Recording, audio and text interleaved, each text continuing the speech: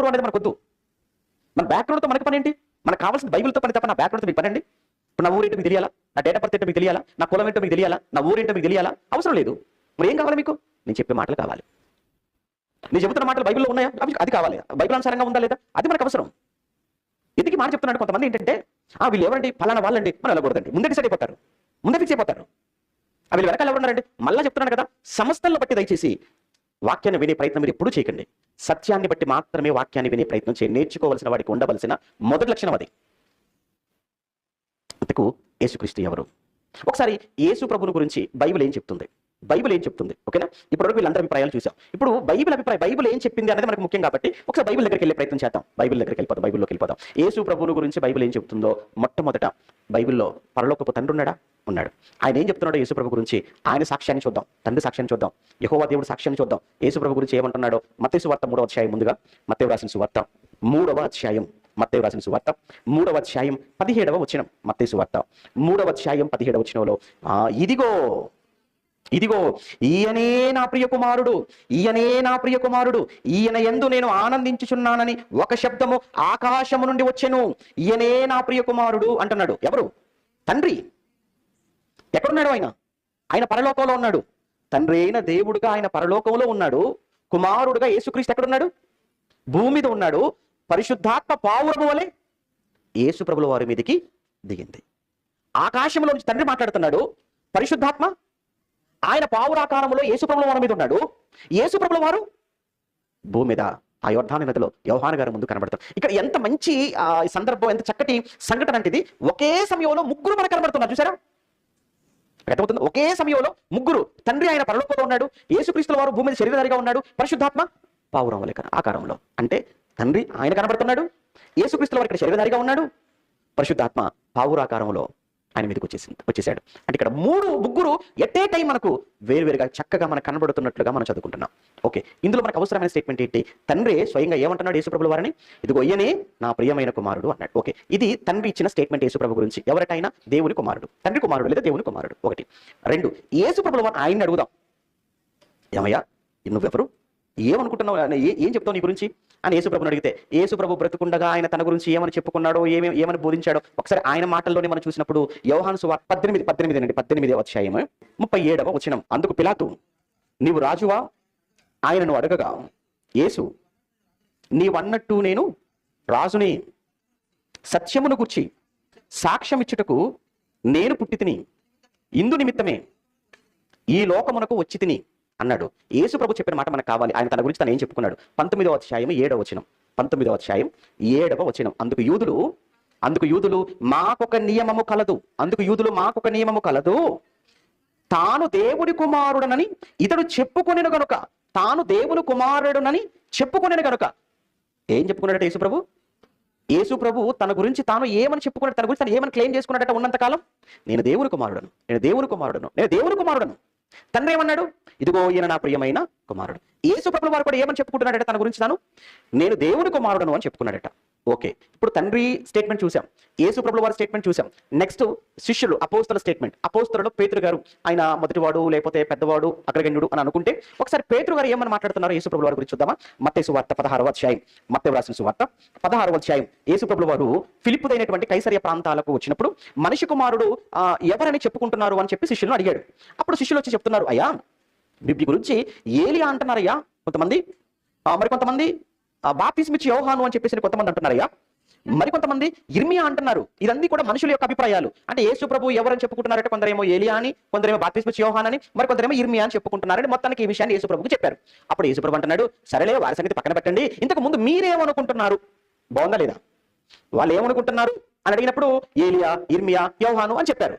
వారిది బాగానే ఉంది, ఇంతకు మీరేమనుకుంటున్నారు? నాకు అది కావాలి. ఎందుకంటే మీరెవరు? నా శిష్యులు, మీరెవరు? నేను ఏర్పాటు చేసుకున్న వాళ్ళు కనుక మీకేమైనా నేను అర్థమయ్యానా? మీరేమనుకుంటున్నారు అని అన్నప్పుడు అప్పుడు మాట్లాడుతున్నాడండి ఎవరు? పేతురు గారు మాట్లాడతారు. ఏమంటున్నారు పేతురు గారు? అందుకు సీమోను పేతురు, నీవు సజీవుడవగు దేవుని కుమారుడవైన క్రీస్తువు అన్నాడు. చూసారా, బైబుల్ ఎంత సిస్టమేటిక్ గా ఉందో అన్నది మీకు తెలియాలి. తండ్రి ఏమని సాక్ష్యం ఇచ్చాడు? ఇదిగో ఈయనే నా ప్రియమైన కుమారుడు అన్నాడు. యేసు ప్రభువు వారు ఏమని తను చెప్పుకున్నాడట? నేను దేవుని కుమారుడు అని చెప్పుకున్నాడు. ఇప్పుడు ఇక్కడ పేతురు గారు కూడా ఏమని మాట్లాడుతున్నారు? అయ్యా నువ్వు సజీవుడమైన దేవుని కుమారుడు అనగానే పేతురు గారు ఏమన్నారు? షటాప్ అన్నాడా? ఏం మాట్లాడుతున్నావు అన్నాడా? బుర్ర ఉందా అన్నాడా? బుద్ధి ఉందా అన్నాడా? నీకు అర్థమయ్యా నేను అన్నాడా? అనలేదు. షటాప్ అనలేదు, శబాష్ అన్నాడు పేతురును. పేతురు నువ్వు ధన్యుడు పేతురు అన్నాడు.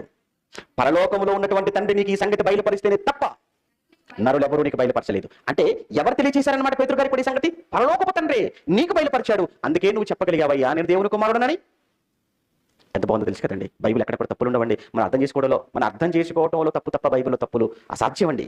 ఓకే, బాగుంది. తండ్రి చూసాం, యేసు చూసాం, పేతురు గారు చూసాం. నెక్స్ట్ లూకా సువార్త 8వ అధ్యాయం చదువుతున్నప్పుడు అక్కడ దయ్యాలు కూడా మాట్లాడతాయండి. దయ్యాలు కూడా ఏమన్నాయో ఒకసారి లూకా సువార్త 8వ అధ్యాయం, లూకా వ్రాసిన సువార్త 8వ అధ్యాయం, చాలా మంచి సంగతులు. లూకా సువార్త 8వ అధ్యాయం 28వ వచనం. లూకా సువార్త 8వ అధ్యాయం 28లో వాడు యేసును చూచి కేకలు వేసి ఆయన ఎదుట సాగిల పడిపోయి, యేసు సర్వోన్నతుడైన దేవుని కుమారుడా, సర్వోన్నతుడైన దేవుని కుమారుడా. సర్వోన్నతుడు అంటే ఏంటి? సర్వములో ఉన్నతమైన వాడు, సర్వములో ఉన్నతమైన వాడు. ఇక ఆయన మించిన వాడు ఎవడు లేడు. ఆయన ఎవడు? సార్వభౌముడు. ఎవరైనా దేవుడు. దేవుని కుమారుడా ఎవరంటున్నారండి? దయ్యాలు. ఏమంటే దయ్యాలను కూడా మనం మెచ్చుకోవచ్చు కదండి ఈ ఒక్క విషయంలో. అంటే దయ్యాలకు కూడా అర్థమైపోయిందండి యేసు ప్రభు ఎవరో. దయ్యాలకు అర్థమైంది, మరి మనకు అర్థం కాలేదు, రకరకాలుగా మాట్లాడుతున్నారు అని అంటే అసలు ఏవి దయ్యాలు, ఎవరు దయ్యాలు? ఆ దయ్యాలు కరెక్ట్గా పిలిచాయి సర్వోన్నతుడైన దేవుని కుమారుడా అని. ఓకే, దయ్యాలు కూడా యేసు ప్రభువును దేవుని కుమారుడుగానే మాట్లాడుతున్నాయి.